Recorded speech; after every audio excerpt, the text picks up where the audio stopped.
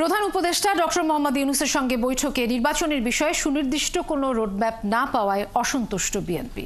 দলটির মহাসচিব মির্জা ফখরুল ইসলাম আলমগীর জানিয়েছেন, ডিসেম্বরের মধ্যে নির্বাচন না হলে দেশের পরিস্থিতি খারাপের দিকে যাবে। আর আইন উপদেষ্টা আসিফ নজরুল বলেছেন, ঐক্যমত্যের ভিত্তিতে সংস্কার শেষে জুনের মধ্যে নির্বাচন দিতে চান তারা।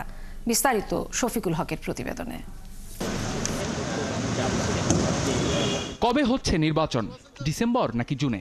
এমন প্রশ্নে রাজনৈতিক মহলে জোর আলোচনার মধ্যেই নির্বাচনের সুনির্দিষ্ট রোডম্যাপ জানতে প্রধান উপদেষ্টা ডক্টর মোহাম্মদ ইউনূসের সঙ্গে বৈঠকে বিএনপির প্রতিনিধি দল।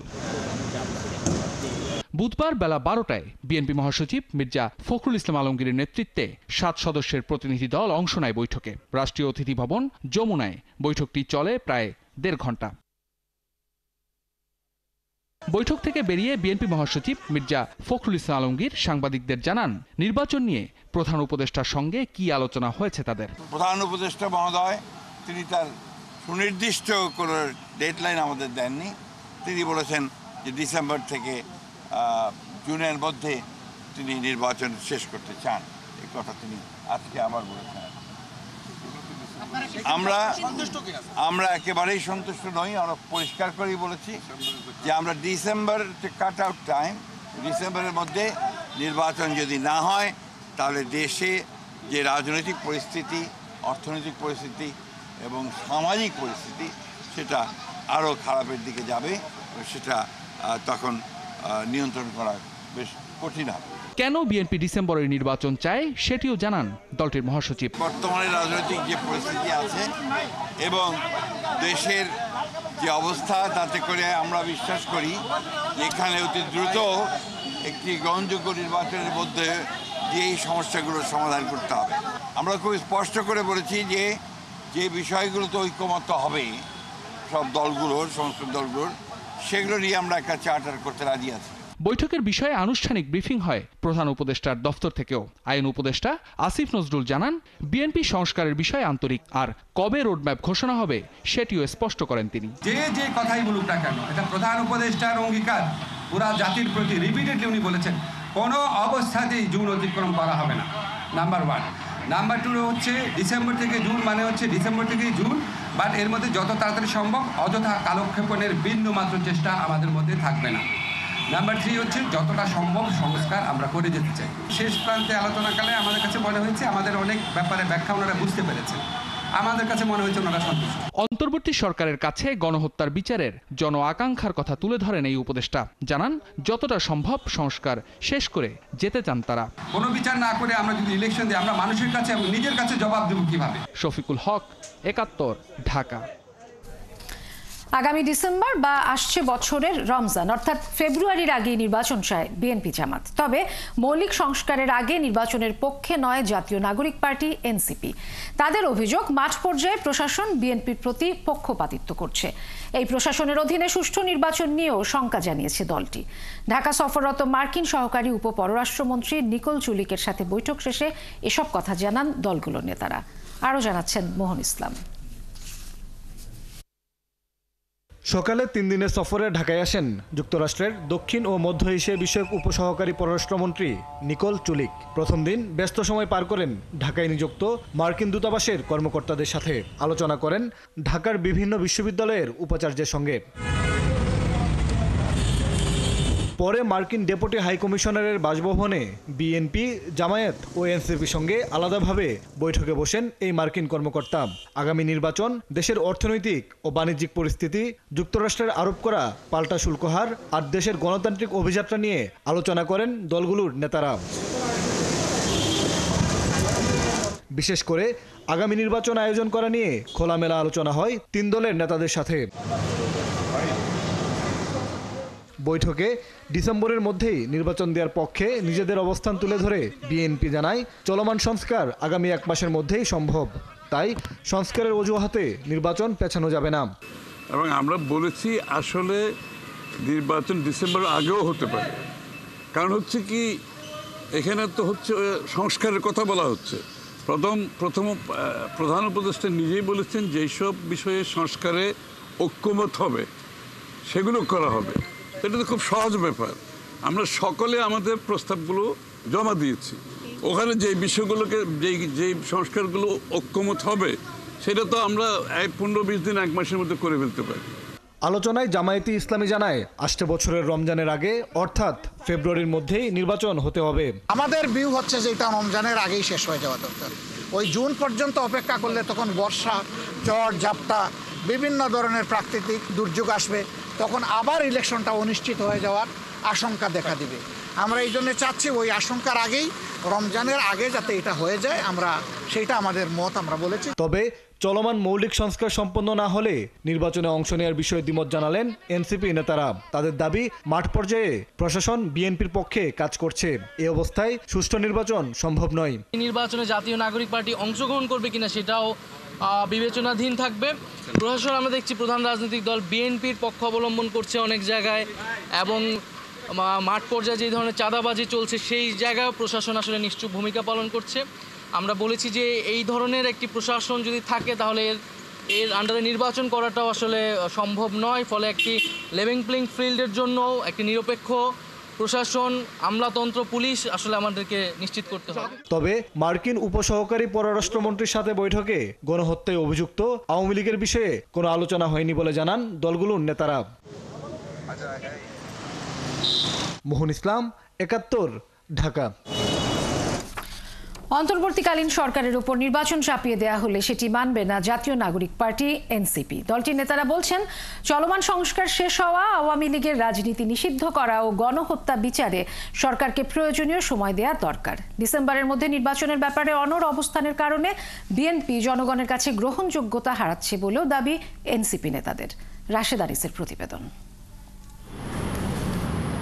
দেশের সাংবিধানিক নানা প্রতিষ্ঠান সহ বিভিন্ন ক্ষেত্রে সংস্কারের লক্ষ্যে জাতীয় ঐকমত্য কমিশন করেছে সরকার। সংস্কারের লক্ষ্যে বিভিন্ন রাজনৈতিক দল সহ অংশীজনেরা ঐকমত্য কমিশনের কাছে তাদের সুপারিশ জমা দিচ্ছেন। পাশাপাশি ছাত্র জনতার গণ অভ্যুত্থানে গণহত্যার অপরাধের বিচার কাজও শুরু হয়েছে। চলমান সংস্কার, গণহত্যার বিচার ও আওয়ামী লীগের রাজনীতি নিষিদ্ধ করা, এই ৩ ইস্যুর মীমাংসা ছাড়া নির্বাচন নিয়ে সরকারের উপর কোনো চাপ সৃষ্টিতে রাজি নয় জাতীয় নাগরিক পার্টি। এ নিয়ে বিএনপির সাথে সুস্পষ্ট দ্বিমত আছে দলটির। নির্বাচন হওয়ার আগে আমরা যারা রক্ত জড়িয়েছি রাস্তায়, তাদের কয়েকটা প্রশ্নের সমাধান হইতে হবে। সেই কয়েকটা প্রশ্নের মধ্যে এক হচ্ছে আপনার এই জুলাই গণ অভ্যুত্থানের সাথে, হত্যাকাণ্ডের সাথে যারা জড়িত তাদের অবশ্যই বিচার করতে হবে। ডিসেম্বরেই নির্বাচন দিতে হবে। আমরা এইটার ঘোরতর বিরোধিতা করি, কারণ এটার মানে হচ্ছে যে আপনি নির্বাচনটাকে ডিসেম্বরে ধরে নিয়ে এর মধ্যে যা হবে হবে, আপনি একটা কিছু এক ধরনের কোনো রকম কাজ করে তড়িঘড়ি করে চলে যাবেন। আমরা এইটার বিরোধিতা করি, কারণ এই গণ অভ্যুত্থানের পরে সংস্কারটাই প্রধান, নির্বাচন প্রধান না। তাদের দাবি, দেশের বিভিন্ন এলাকায় বিএনপির বাধার মুখে পড়েছে এনসিপির নেতারা। তাদের অভিযোগ, বিএনপি নেতাকর্মীরা দখলদারি, চাঁদাবাজিতে লিপ্ত হয়েছেন, যা নিয়ে নিজের ফেসবুক অ্যাকাউন্টে অভিযোগও করেছেন এনসিপির নেতারা। সবচেয়ে উদ্বেগজনক হচ্ছে, এতদিন পর্যন্ত কিন্তু যখন আমরা এগুলো সমালোচনা করেছি তখন তারা বলেছেন যে আমরা এগুলো ব্যবস্থা নিচ্ছি। হঠাৎ করে তারা বলা শুরু করেছেন, যেমন কিছুদিন আগে 2 দিন আগে তাদের মহাসচিব বলেছেন যে এগুলোকে আপনারা দখল বলেন কেন, এগুলো তো তাদের ন্যায্য অধিকার। আপনি যখন মহাসচিব পর্যায় থেকে দলের একদম শীর্ষ দ্বিতীয় প্রধান ব্যক্তির জায়গা থেকে এই ধরনের কথা বলা হয়, তখন কিন্তু এটা স্থানীয় পর্যায়ে একদম লাইসেন্স পেয়ে যায়। সুযোগের অভাবে ফ্যাসিলিটি হয়ে উঠতে পারছে না। বেগম জিয়ার মতো একজন নেত্রী বিএনপি পেয়েছে, মেজর জিয়ার মতো একজন প্রতিষ্ঠাতা পেয়েছে। সব মিলিয়ে আমাদের এই বিএনপির কাছে আমরা এমন আচরণ কখনো আশা করি না। প্রত্যেকটি জায়গায় চাঁদাবাজি, দখলদারিত্ব প্রতিটি জায়গার সাথেই কানেক্টেড, এবং এটা প্রতিবাদ করতে গেলে আপনার উপর হামলা করা হবে। এনসিপি নেতাদের অভিযোগ, দেশের প্রত্যন্ত এলাকায় বিএনপি নেতাকর্মীরা আওয়ামী লীগকে পুনর্বাসনে নেমেছে। সবচাইতে বেশি আওয়ামী লীগ পুনর্বাসন তারাই করতেছে। আমি তো দেখেছি যে হচ্ছে কোনো একটা মিছিলে আমার ইউনিয়নে 100-200 জন নিয়ে মিছিল করার সুযোগ পাইনি, মিছিল করতে দেখিনি। অধিকাংশর ব্যাকগ্রাউন্ড চেক করলে দেখা যায় যে আওয়ামী লীগ। আমার উপর যারা হামলা করছে তার 35%-এর উপরে হচ্ছে আওয়ামী লীগের লোকজন ছিল। বিএনপিকে অবশ্যই প্রমাণ করতে হবে যে তারা আওয়ামী লীগ থেকে আলাদা, আর এটা প্রমাণ করতে হলে তাদেরকে অবশ্যই দেখাতে হবে যে তারা চাঁদাবাজি করতেছে না, দখলদারিত্ব করতেছে না, বিরোধী মতের উপরে তাদের তৃণমূল লোকজন হামলা করতেছে না। আমরা প্রচুর প্রতিবন্ধকতা পাচ্ছি, মানে এই যে বহুদলীয় গণতন্ত্রের কথা বিএনপি বলে, এটার কোনো রিফ্লেকশন কিন্তু স্থানীয় পর্যায়ে নাই। সারা দেশে আমাদের নেতাকর্মীদেরকে কিন্তু তারা এক ধরনের থ্রেট করছে, নেত্রকোনায় ঘটেছে, থ্রেট করছে, কোণঠাসা করছে এবং দাঁড়াতে দেবে না, এরকম একটা অবস্থা। ক্ষমতায় আসার পর বিএনপি প্রয়োজনীয় সংস্কার এগিয়ে নেবে, বিএনপির এমন প্রতিশ্রুতির পক্ষে নয় জাতীয় নাগরিক পার্টি। কয়টা ভোট, বিপক্ষে কয়টা ভোট, কে পক্ষে কে বিপক্ষে। রাশেদ আনিস, ৭১, ঢাকা। বাংলাদেশের ভবিষ্যৎ বাংলাদেশি জনগণই ঠিক করবে বলে মনে করে যুক্তরাষ্ট্র। নির্বাচন ও গণতন্ত্র গুরুত্বপূর্ণ উল্লেখ করে মার্কিন পররাষ্ট্র দপ্তরের মুখপাত্র ট্যামি ব্রুস বলেছেন, মানুষের কর্মকাণ্ডই ঠিক করবে তারা কিভাবে সব সমস্যা মোকাবেলা করবে। এছাড়া যুক্তরাজ্যের সাবেক মন্ত্রী টিউলিপ সিদ্দিকের বিরুদ্ধে গ্রেপ্তারি পরোয়ানা জারির বিষয়টিকে স্থানীয় কর্তৃপক্ষের এখতিয়ার বলে অভিহিত করেছেন এই মুখপাত্র। আরও জানাচ্ছেন নাদিয়া শারমিন।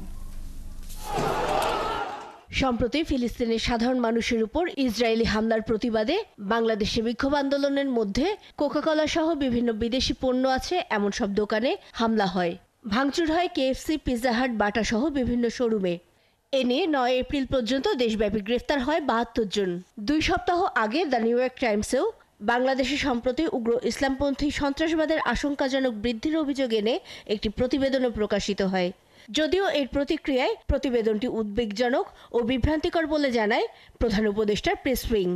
এমন নানা ইস্যু তুলে ধরে এ বিষয়ে স্থানীয় সময় মঙ্গলবার মার্কিন পররাষ্ট্র দপ্তরের প্রেস ব্রিফিং এর মধ্যে প্রশ্ন করেন এক সাংবাদিক। Islamist extremism in Bangladesh under the Yunus-backed regime, including protesters only openly displaying Osama bin Laden's images, even Nazi symbols like picture like this from Dhaka, yes, and targeting American brands like KFC, Coca-Cola with anti-Semitic rhetoric allegedly incited by figures like advisors of interim government of Bangladesh. তাকে থামিয়ে দিয়ে প্রথমেই শেখ হাসিনার বোনের মেয়ে এবং যুক্তরাজ্যের সাবেক মন্ত্রী টিউলিপ সিদ্দিকের বিরুদ্ধে গ্রেফতারি পরোয়ানা সংক্রান্ত বিষয়ে মতামত জানান তিনি। There's been an arrest of a UK MP, Tulip Siddiq. This from the Bangladeshi courts have issued that arrest. It is, of course, things, all of this, and what you're discussing, even protests, etc., are a matter for the Bangladesh authorities to handle. And, of course, talking with them matters a great deal as well.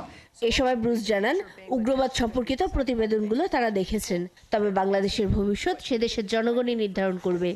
So ultimately, the future of Bangladesh is going to be decided by the Bangladeshi people.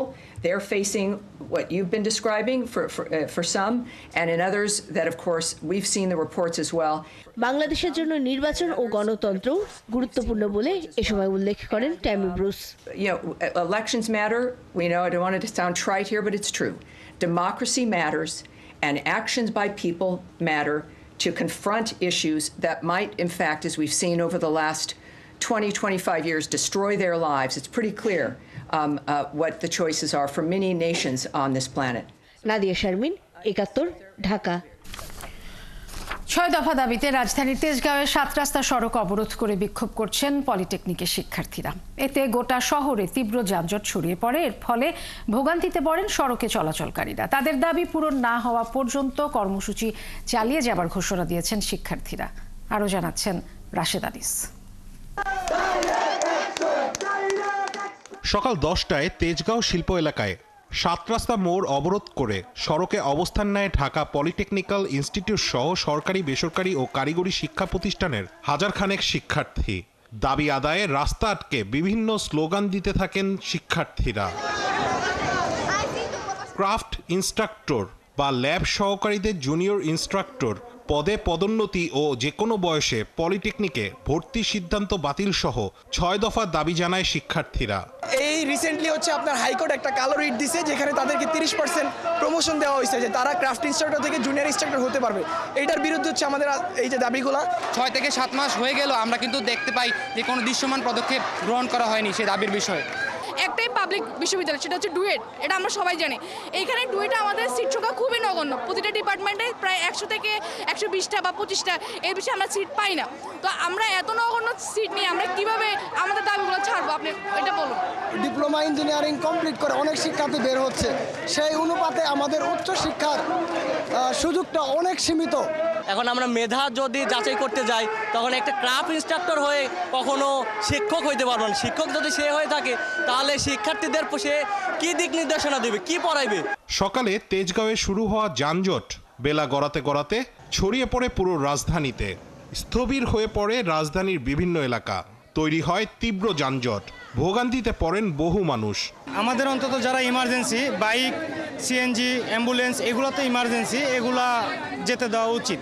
আমাদের রুগী আছে মেডিকেলে, আমরা তাড়াতাড়ি যাওয়া লাগে, যাইতে না। আমি অনেকভাবে বুঝাই বলছি, কিন্তু ওনারা কোনোভাবে বুঝতেছেন না। এটা ইমার্জেন্সি কাজের জন্য আমি যেতেছিলাম, তো আমার 3টার মধ্যে ইন করতে হবে, কিন্তু বাট মনে হইতেছে না সম্ভব। দূর দূরান্ত থেকে হেঁটে গন্তব্যে যেতে বাধ্য হয় মানুষ। 1.5 ঘন্টা দাঁড়িয়ে আছে, ভোগান্তিতে দেখতেই পাচ্ছেন, ভোগান্তিটা দেখতে পাচ্ছেন না, রোদের মধ্যে দাঁড়িয়ে আছে। গাড়ি ঘোড়া খুঁজতেছে, গাড়ি ঘোড়া পাইতেছে না। আজকে আমাদের এক্সাম ছিল, এক্সামে আমি 30 মিনিট লেট করে ঢুকছি, এখন এক্সাম শেষ দিয়ে করে বাসায় যাব, পুরো রাস্তা বন্ধ, যেতে পারছি না। দেশবাসী 6 দফা দাবি এখন পর্যন্ত না মানায় আগামীকাল থেকে সারা দেশে রেলপথ ব্লকেট ঘোষণা দিয়েছে আন্দোলনরত পলিটেকনিকের শিক্ষার্থীরা। আগামীকাল আমাদের অসহযোগ আন্দোলন এবং আগামীকাল আমরা সারা দেশব্যাপী রেল ব্লকেট ঘোষণা করলাম। রাশেদ আনিস, 71, ঢাকা। পলিটেকনিক ইনস্টিটিউটে জুনিয়র ইনস্ট্রাক্টর পদে ক্রাফট ইনস্ট্রাক্টরদের পদোন্নতির রায় হাইকোর্টে বাতিল করা এবং যে কোনো বয়সে ভর্তির সুযোগ বাতিল সহ 6 দফা দাবি আদায়ে সারা দেশে অবরোধ কর্মসূচি পালন করেছে শিক্ষার্থীরা। কোনো কোনো এলাকায় শিক্ষকরা দাবি মেনে নেওয়ার আশ্বাস দেন, যদিও শিক্ষার্থীরা অবরোধ চালিয়ে যাওয়ার ঘোষণা দিয়ে বেলা 1টার দিকে অবরোধ তুলে দেন। সহকর্মীদের তথ্য ছবিতে প্রতিবেদন। কুমিল্লায় বুধবার বেলা 11:15টায় জেলার 5টি সরকারি বেসরকারি পলিটেকনিকের কয়েক শত শিক্ষার্থী মহাসড়কে জড়ো হয়। ব্যানার ফেস্টুন নিয়ে দাবি আদায়ে তারা মহাসড়কে বসে পড়ে। এ সময় উভয় লেনের কয়েকশো গাড়ি আটকে যায়। এক পর্যায়ে যানজট দেখা দেয় দীর্ঘ 20 কিলোমিটার এলাকায়। পরে শিক্ষকরা সেখানে এসে দাবি মেনে নেওয়ার আশ্বাস দিলেও শিক্ষার্থীরা দাবি পূরণ না হওয়া পর্যন্ত আন্দোলন চালিয়ে যাওয়ার ঘোষণা দেন। 2013 সালের ছাত্রছাত্রীরা এখনো জীবিত আছে, এখনো তাদের যেই জজবাটা শরীরে আছে, এখনো পর্যন্ত আমাদের ওই জজবাটা শরীরে এখনো পর্যন্ত আছে। ইনশাআল্লাহ আমরা দেখাবো। না, যন্ত্রপাতি এগুলো রক্ষণাবেক্ষণের জন্য, এগুলো পরিষ্কারের জন্য তাদের কিভাবে আমাদের শিক্ষক হিসেবে নিয়োগ দেওয়া হয়, এটা হচ্ছে আমাদের বড় প্রশ্ন। বগুড়া বনানী এলাকায় বিক্ষোভ মিছিল নিয়ে মহাসড়ক অবরোধ করে অবস্থান কর্মসূচি পালন করে বগুড়া পলিটেকনিক্যাল ইনস্টিটিউটের শিক্ষার্থীরা। সিলেটেও বুধবার সকাল 11টায় চণ্ডীপুর মোড়ে সিলেট পলিটেকনিক্যাল শিক্ষার্থীরা সড়ক অবরোধ করে। দাবি আদায় না হওয়া পর্যন্ত তারা রাজপথ না ছাড়ার ঘোষণা দেন। এটা আমরা এখন জানি না কতক্ষণ থাকবে, যতক্ষণ আমাদের দাবি না মানা হবে ততক্ষণ আমরা অবরোধ করব। যারা অধিকাংশ এসএসসি পাস করে ক্লাব ইনস্ট্রাক্টরে হয়, তারা কারিগরি কারিকুলামটা কি এটাও জানে না, তারা কি করে আমাদের গ্রেডে চাকরি পায়। তাদের দাবি শিক্ষার্থীরা জুনিয়র ইনস্ট্রাক্টর পদে ক্রাফট ইনস্ট্রাক্টরদের অবৈধ পদোন্নতির রায় হাইকোর্টে বাতিল, ডিপ্লোমা ইঞ্জিনিয়ারিং কোর্সে যে কোনো বয়সে ভর্তির সুযোগ বাতিল সহ তাদের 6 দফা মানতে হবে। ঝিনাইদহে বুধবার সকাল 11টা থেকে বেলা 12:30 পর্যন্ত শহরের কেন্দ্রীয় বাস টার্মিনাল এলাকায় সড়ক অবরোধ করে পলিটেকনিক শিক্ষার্থীরা। এই সময় ঝিনাইদহ থেকে সব রুটে যান চলাচল বন্ধ ছিল। ফারদিন নীরব, 71। দুদকের দায়ের করা মামলার আসামি ব্রিটিশ এমপি টিউলিপ সিদ্দিকীকে দেশে ফেরাতে প্রয়োজনীয় আন্তর্জাতিক পুলিশ সংস্থা ইন্টারপোলের সাহায্য চাইবে দুর্নীতি দমন কমিশন। এমন তথ্য জানিয়ে সংস্থার মহাপরিচালক বলেন, আদালতের নির্দেশ মতো আগামী 27 এপ্রিল তিনি হাজির না হলে তার অনুপস্থিতিতেই মামলার বিচার চলবে। জেমসন মাহবুবের প্রতিবেদন।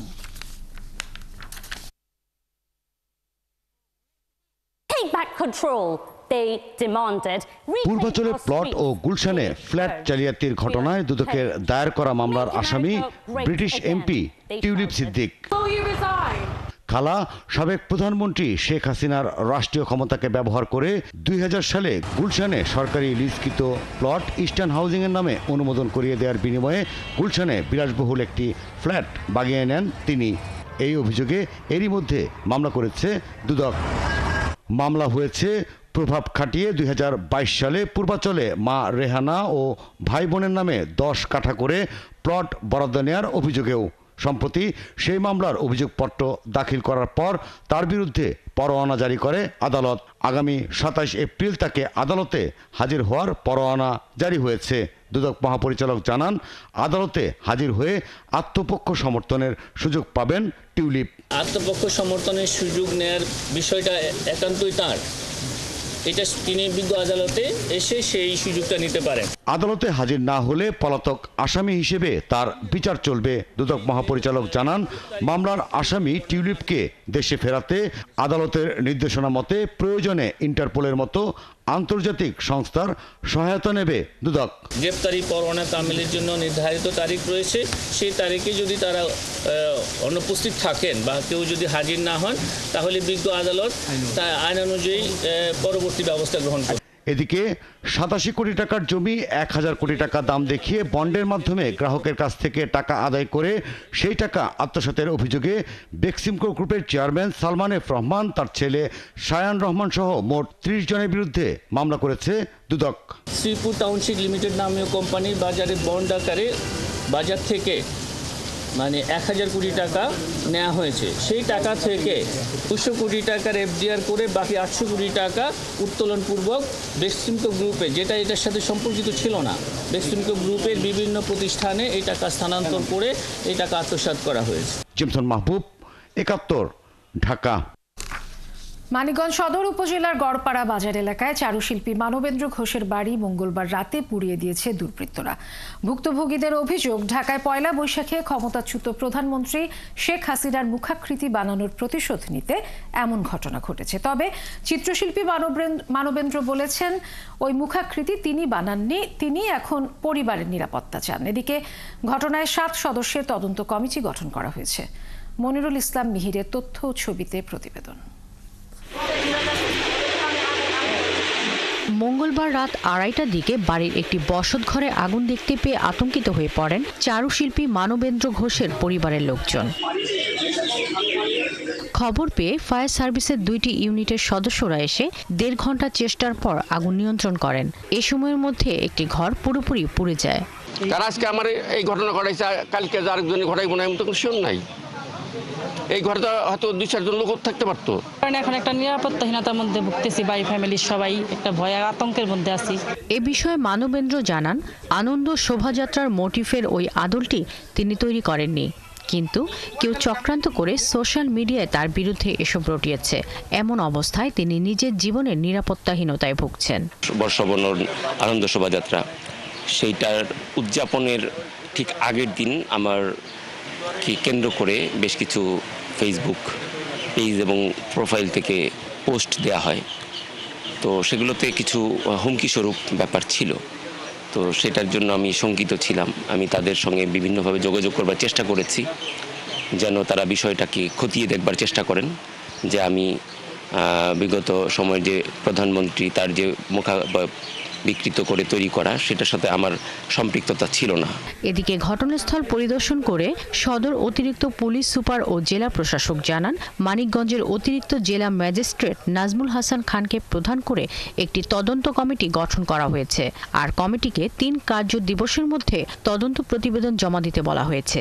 তদন্ত সাপেক্ষে বের হয়ে আসবে কারা এর জন্য দায়ী এবং এই অগ্নিকাণ্ডের জন্য কি প্রক্রিয়া অবলম্বন করা হয়েছিল। এইগুলো বের হয়ে আসলে আমাদের পরবর্তী প্রক্রিয়া গ্রহণ করা সহজ হবে। ঢাকা থেকে সিআইডির ক্রাইম সিন ইউনিট আসতেছে সংশ্লিষ্ট আলামত জব্দ করার জন্য, এবং আমরা যে দুষ্কৃতিকারীরাই যে ঘটনা ঘটিয়ে থাকুক না কেন, আমরা খুব দ্রুত তাদেরকে আইনের আওতায় নিয়ে আসবো এবং এই ঘটনায় আইনগত ব্যবস্থা প্রক্রিয়াধীন রয়েছে। এদিকে নিরাপত্তার স্বার্থে ওই বাড়িতে মানুষের যাতায়াত সীমিত করেছে প্রশাসন। শাকিলা শম্পা, 71। খাগড়াছড়িতে বিজু উৎসব শেষে ফেরার পথে চট্টগ্রাম বিশ্ববিদ্যালয়ের 5 শিক্ষার্থী সহ 6 জনকে অপহরণের অভিযোগ উঠেছে। বুধবার সকাল 7টায় পানছড়ি খাগড়াছড়ি সড়কের গিরিফুল এলাকা থেকে তাদের অপহরণ করা হয়। এ ঘটনায় ইউপিডিএফকে দায়ী করেছে পার্বত্য চট্টগ্রাম পাহাড়ি ছাত্র পরিষদ। তারা জানান, বিজু উদযাপন শেষে ক্যাম্পাসে ফেরার সময় চট্টগ্রাম বিশ্ববিদ্যালয়ের 5 পাহাড়ি শিক্ষার্থীকে অপহরণ করা হয়েছে। তাদের মধ্যে পিসিপির চট্টগ্রাম বিশ্ববিদ্যালয়ের সদস্য ও আন্তর্জাতিক সম্পর্ক বিভাগের শিক্ষার্থী রিশান চাকমা রয়েছেন। অন্য শিক্ষার্থীরা হলেন চারুকলা ইনস্টিটিউটের মৈত্রীময় চাকমা ও অলরিন ত্রিপুরা নাট্যকলা বিভাগের দিব্যি চাকমা এবং প্রাণীবিদ্যা বিভাগের লং ইমরো। শিক্ষার্থীদের সাথে তাদের বহনকারী টমটম চালককেও অপহরণ করা হয়েছে। অবিলম্বে শিক্ষার্থীদের নিঃশর্ত মুক্তির দাবি জানিয়েছে সংগঠনটি। তবে অপহরণে জড়িত থাকার অভিযোগ অস্বীকার করেছে ইউপিডিএফ।